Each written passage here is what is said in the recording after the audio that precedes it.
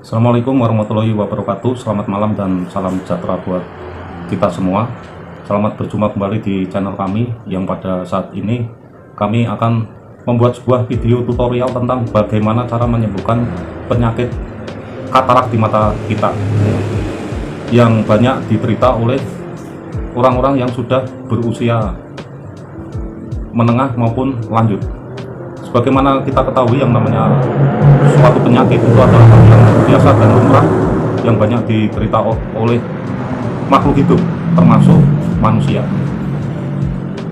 Di dalam penanganan suatu penyakit, kalau saya, itu ada 3 cara. Yang pertama, kita biayai atau kita minta tolong kepada orang-orang yang berkompeten, yaitu orang-orang medis. Untuk yang kedua, kita jalani. Dalam hari ini kita bisa melakukan terapi. Untuk yang ketiganya, kita biarin. Nah, kita bisa memilih mana yang lebih efektif. Tapi khusus untuk medis, kalau menurut saya itu yang kira-kira kita tidak mampu. Tapi kalau atau penyakit yang kira-kira kita mampu menangani, kenapa tidak? Yang ringan-ringan maksudnya. Sama seperti penyakit katarak ini, kalau memang kita tidak mampu dan sudah parah, ya sudah, kita berarti minta tolong ke dokter untuk dioperasi, itu saja. Tapi kalau yang masih mungkin baru gejala dan sebagainya, mungkin kita bisa mencari cara. Nah, yang akan saya sampaikan ini adalah cara bagaimana untuk menyembuhkan yang baru gejala. Tapi sebelumnya saya akan menyampaikan suatu cerita, yaitu pengalaman saya, yang tentunya cerita ini akan sangat menunjang di dalam tutorial saya ini. Yaitu pada suatu saat saya dan rekan-rekan berada di Provinsi Aceh, yang tepatnya di Kabupaten Aceh Tengah, di mana kita sedang melakukan suatu misi dan kita pada waktu itu berjalan kaki, yaitu di antara kampung transmigrasi dan kampung asli penduduk yang ada di sana. Itu berjarak, kalau kita jalan kaki itu 2 malam 3 hari siang. Nah, di dalam perjalanan tersebut, sebagaimana kita ketahui bahwa di Aceh itu sebagian besar wilayahnya tertutup sama hutan, kecuali bagian-bagian kota. Dan berbicara hutan di Aceh ini adalah hutan yang masih alami, di mana tanaman pohon-pohon itu sangat rapat sehingga sinar matahari pun sangat sulit untuk menembus. Nah, kebetulan kita itu berjalan di jalan yang diperkeras atau jalan makadam, atau kalau orang Aceh bilang itu jalan KKA, jalan yang dibangun pada masa pemerintahan Pak Harto dulu. Dan di kanan kiri jalan adalah pohon-pohon besar sehingga sinar matahari jarang yang tembus, hanya sebagian saja jalan itu diterangi dengan sinar matahari.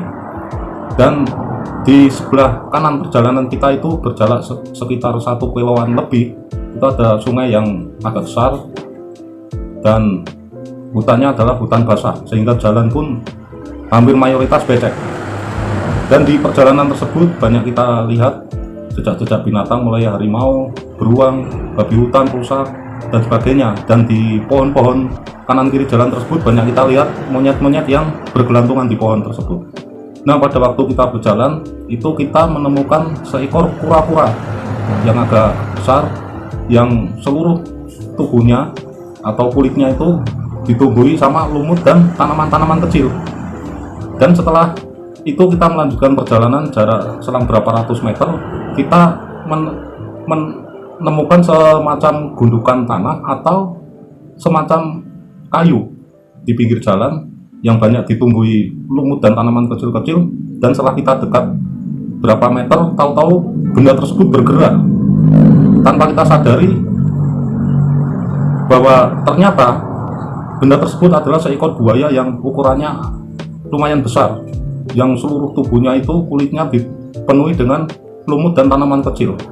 Nah, ini yang menarik yang saya ceritakan ini, yaitu yang menjadi pertanyaan, kenapa buaya ini meninggalkan sungai yang jaraknya 1 kilo lebih sampai dia berada di pinggir jalan tersebut.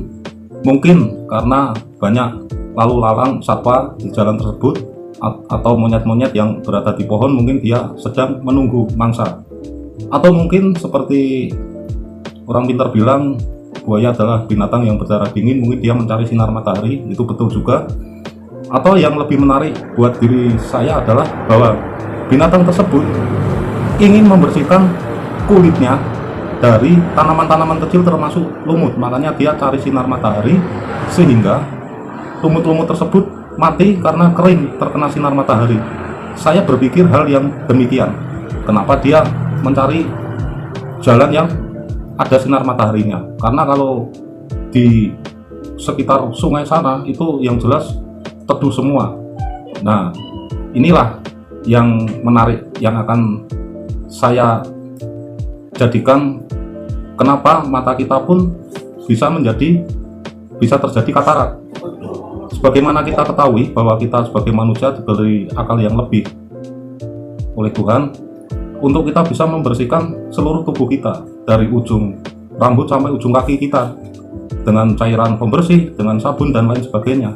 Tapi kita jangan terus merasa badan kita semuanya bisa kita bersihkan. Mungkin kita berpikir kita mulut, lubang hidung, lubang telinga, oke lah kita bisa.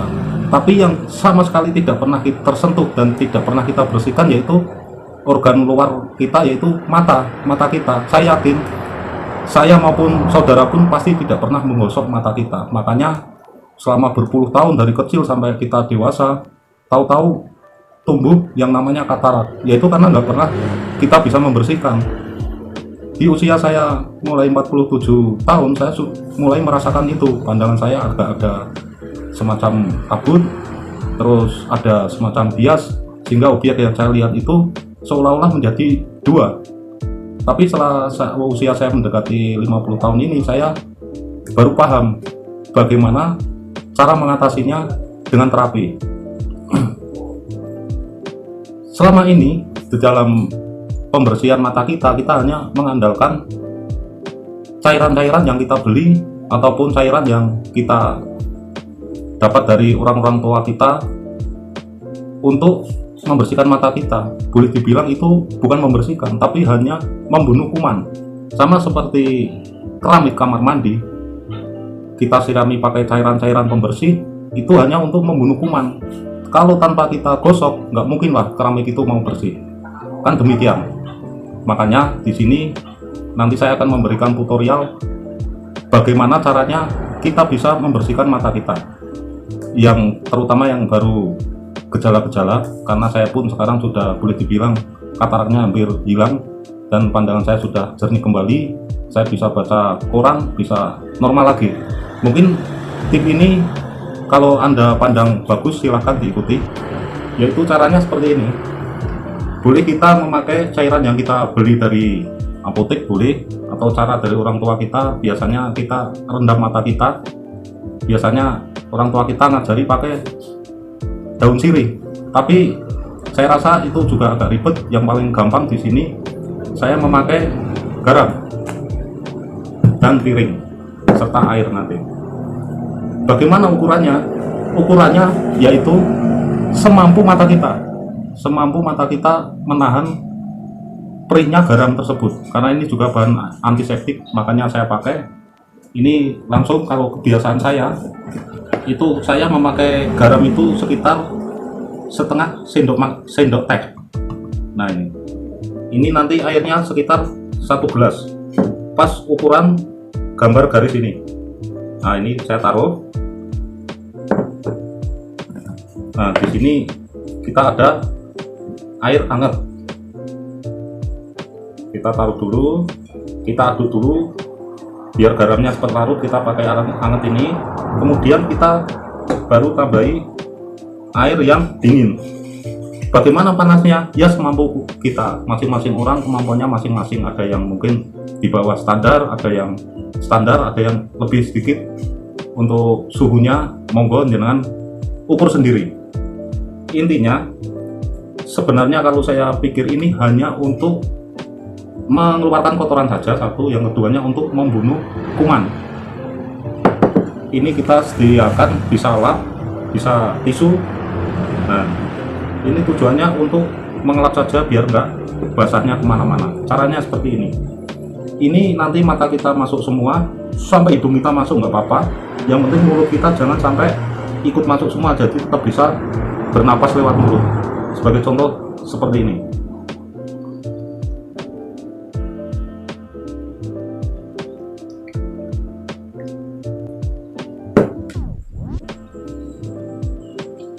Ini satu mata dulu, sudah. Kemudian mata yang satunya langsung saja.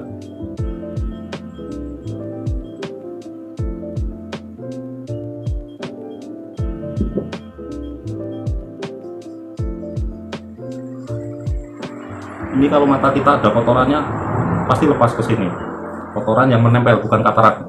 Kalau khusus katarak caranya seperti ini. Kita manfaatkan kelopak mata kita, karena kelopak mata kita setelah saya pelajari sendiri, dia itu melindungi mata kita, entah itu dari sinar, dari kotoran dan sebagainya. Dan selama hidup kelopak mata kita ini tidak pernah menyakiti mata kita, bahkan dia melindungi. Kalau kita pegang, kita merem, itu nggak apa-apa. Nah, makanya berarti kelopak mata kita ini bisa sebagai landasan buat kita membersihkan.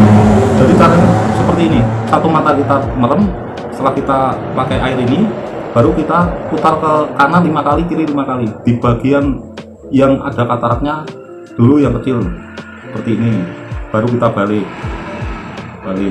Baru secara umum kita balik lagi. Gantian yang satunya usahakan melek biar tidak pusing.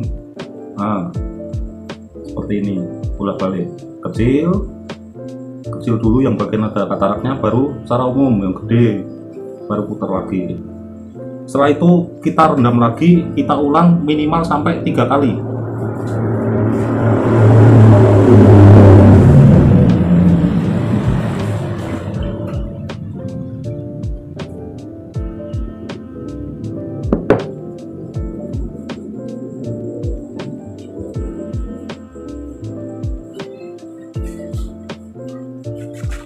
Nah, kegiatan ini kita ulang minimal 3 kali. Kemudian kita putar lagi seperti ini, putar lagi sekali lagi, tapi saya cukup ngasih contoh 2 kali, yang minimal 3 kali atau 4 kali ya nggak apa-apa. Terus berapa kali intensitasnya tiap harinya? Kalau saya yang jelas penggunaannya 1 minggu sekali, tapi yang namanya manusia kadang juga lupa, kadang sampai 2 minggu sekali atau kadang lebih, tapi nggak masalah. Yang penting yang paling harus kita rutini itu tiap harinya. Setelah kita mandi pagi dan sore, kita di depan cermin mungkin sambil sisiran, kita kebiasaan saya pakai kaos yang atau baju yang mau saya pakai, habis ambil dari lemari kan masih bersih, cuma saya putar saja itu. Nah, kita putar saja seperti ini, bolak-balik, terus kanan kiri, sudah gitu saja. Nanti sore mandi ulang lagi seperti itu. Nggak tahu selama 3 bulan, tahu-tahu katarak saya sudah hampir hilang. Dan ini saya sudah sekitar 4 bulanan, tinggal sedikit sekali katarak di mata saya, terutama yang di pinggir. Tapi yang di hitam-hitam yang di tengah itu udah bersih semua dan agak mengkilat mata saya sekarang. Nah, itu mungkin tip dari saya. Kalau Anda pikir itu bagus, ya monggo silahkan diikuti. Tapi kalau Anda yang tidak mau ya nggak apa-apa, silahkan langsung saja minta tolong ke dokter yang mungkin sudah parah kataraknya. Tapi apa yang saya berikan ini adalah pengalaman dari saya sendiri dan hasilnya juga sudah tak rasakan sendiri. Sekarang saya nyaman di dalam melihat, dan video ini hanya khusus buat penyakit katarak dulu saja. Nanti kalau masalah yang lain, mungkin masalah penglihatan kurang atau mungkin jauh dekatnya, itu nanti di tutorial saya yang lain nanti akan saya bikin video lagi. Mungkin saya sudahi dulu video saya minta maaf bila ada hal yang kurang pas yang saya sampaikan. Yang terakhir saya ucapkan terima kasih, selamat malam dan selesai.